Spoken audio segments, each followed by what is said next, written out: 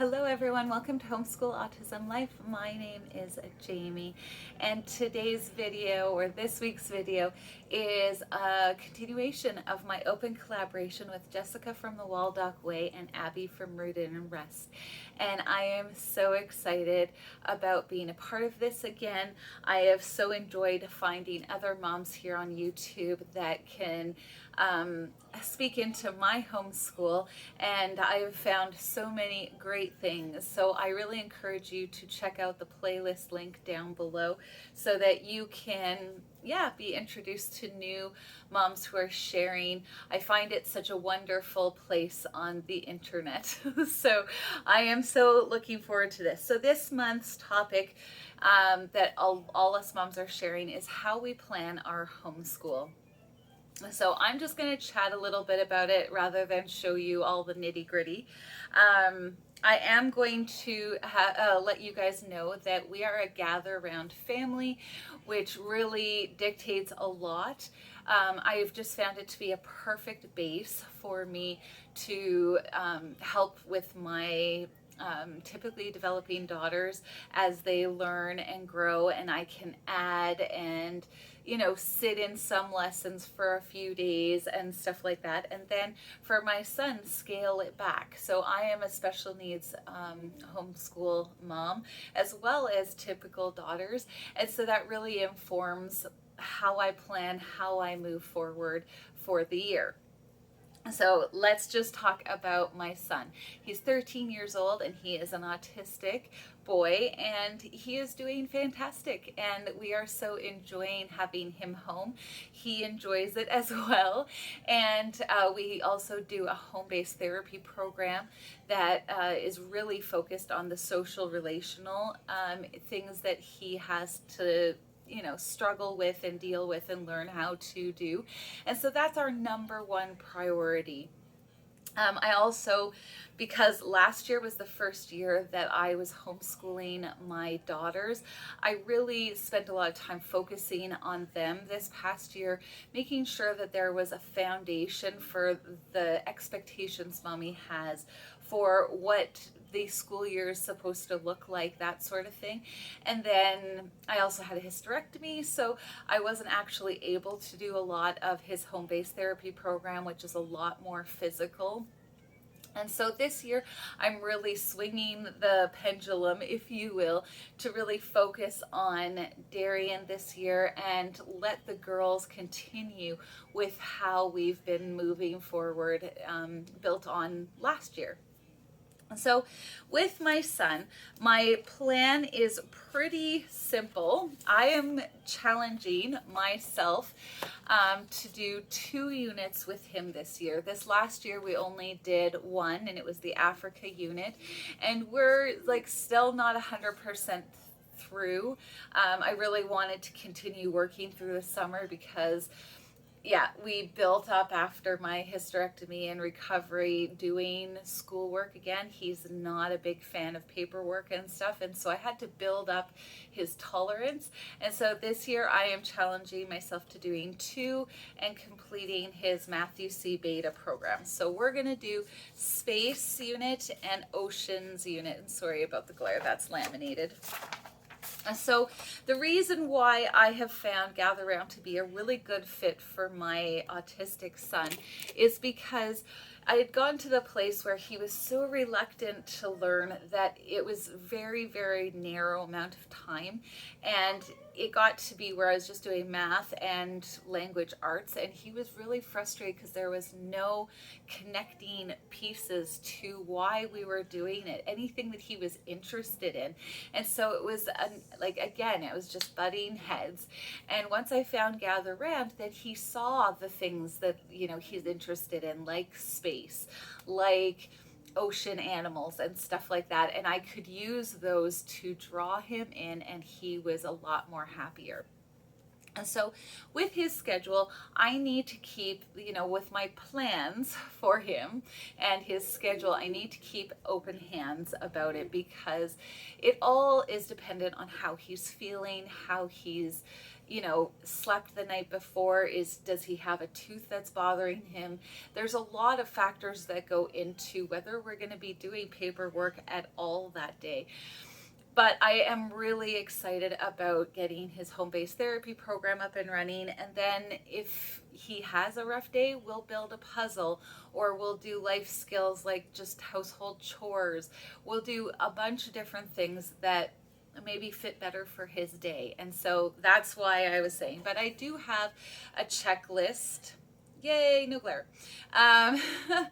This is the schedule that I have. I'm trying to include him in more things as well.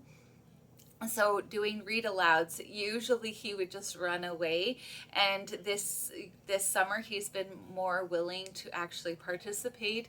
He doesn't do a lot of talking or whatever, but he stays in the room and he hears the story, and I am so thrilled about that. But I'm doing 2 days of gather round, which he calls gluing. I don't know why. And then 2 days of math. And so I'm really, like I said, that schedule is completely open-handed, and then I reverse record keep what we actually accomplish in the day. So moving on to my girls, which is a little bit more in depth, a little bit more involved. We are planning on doing a bunch of the units, and I'm so excited about the ones that I've got and some of the things that we're doing. But we're going to do Asia, we're going to do Europe, we're going to have a Christmas mini unit break around Christmas. I do mini units on months that I know are just silly, crazy busy for me. And so this is just a godsend all by itself, and really focused on our faith and making that a special time for us as a family. Then we're going to be doing human body and Australia and Oceania. He is risen, so this is in April. My husband, my son, and Easter are all in that month, and so we're just going to do this. And then we're going to do underground to Canada, and then we're going to finish it off with creepy crawly unit. So because I do the unit studies approach to homeschool, so I try not to bump you, the first thing that I do is I pull out my planner. That's the word I'm looking for, my planner. And what I do is I plot out each lesson on the calendar. Now that might sound like very rigid, but it's not, and I'll explain why. So usually after a unit, I have a week, a transition week is what I call it, and that allows for any doctor's appointments that pop up. It allows for, if anyone gets sick, it allows me to just have a little bit of breathing room should we need to go, okay, today is not going to work for doing school. So that's kind of what we did. These first 2 months in September and October kind of got a little bit mixed up because my husband decided to take a week off in September and a week off in October. So this year is going to be a little bit of a hiccupy road to start with. But I'm really excited. We're going to the mountains. We're taking the kids to the Banff Springs Hotel. It's going to be awesome and lots of fun, and still a learning experience that they can have. So I'm really excited about that. But it just means that my transition week got gobbled up in the days that we're doing this. But I'm really excited, really excited for how it's going to work out. But what I do is I write out all the lessons, I write my transition weeks, I write everything that I am doing in these month blocks that I've got. And then for planning, I sit down and I go, okay, what videos do I want? What do I want to do for this lesson and that lesson? What extra paperwork? Those sorts of ideas is what I do for that. And then, like I said, I have lots of breaks, lots of time to adjust for different things, and I'm really, it worked so well last year, I am not changing it. And so then for other things, and I'm going to try and do this. Yeah. So this is one of my girls' schedules that they're going to have, and I've got some chalk markers that they'll just check off. What they need is just and you can probably tell that I've had to like add in things. The girls are doing dance this year in the dance studio. Instead of having dance in the evening for homeschoolers, they have one in the afternoon, which works kind of sort of better for me. But it was just one of those things where I'm like, oh, I already laminated them.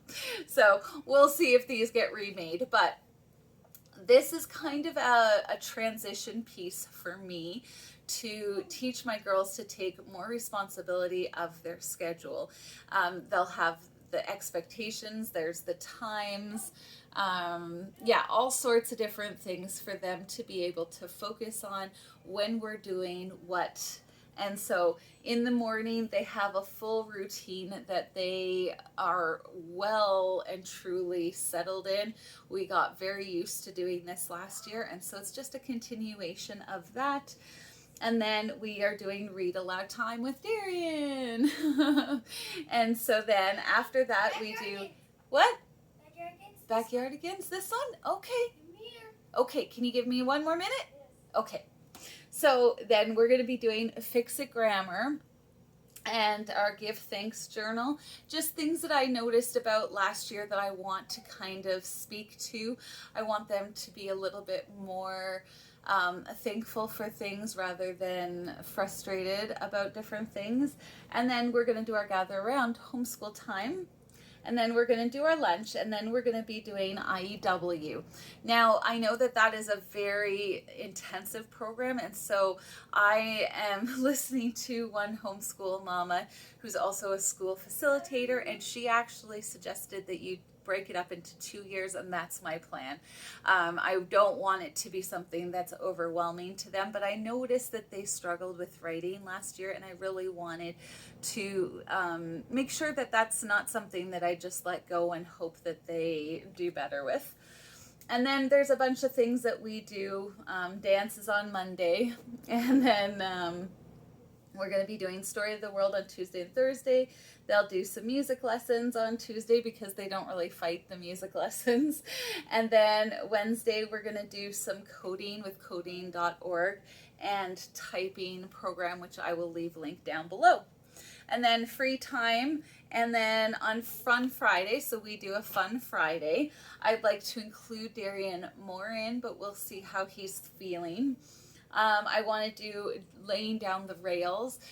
It's a Simply Charlotte Mason thing, and I just want, again, as you get to know your kids, as they're spending time at home, you start to see areas where they could improve on habit training and stuff like that, like being thankful. And I really just want to give them the tools to learn how to do that. And so we'll be doing that. And then we'll do some loot baskets on doing art and our artist study or our musician study, that sort of thing, on our Fun Friday. So that is literally how I plan, and then I reverse record keep. What did we actually accomplish today? What did we do? And it has been working out really, really well. I feel super confident about this coming year. I'm already excited about the things that we're going to be able to do and accomplish. And yeah, I hope that this has been helpful to you. Just seeing my process a little bit, especially if you're gather around families. And yeah, I'm looking forward to this year, and I hope you are too. And so don't forget to check out the link below to the playlist where there are lots of other mamas sharing how they plan for their year. Stay tuned as well if you are a gather around homeschool family and would like to learn what we do. Each of the units, I will have a plan with me for each of the units because I couldn't share all the things that I do with those in this video. So I hope that you enjoyed this video. Have a wonderful, wonderful day, and we will see you next time. Bye-bye.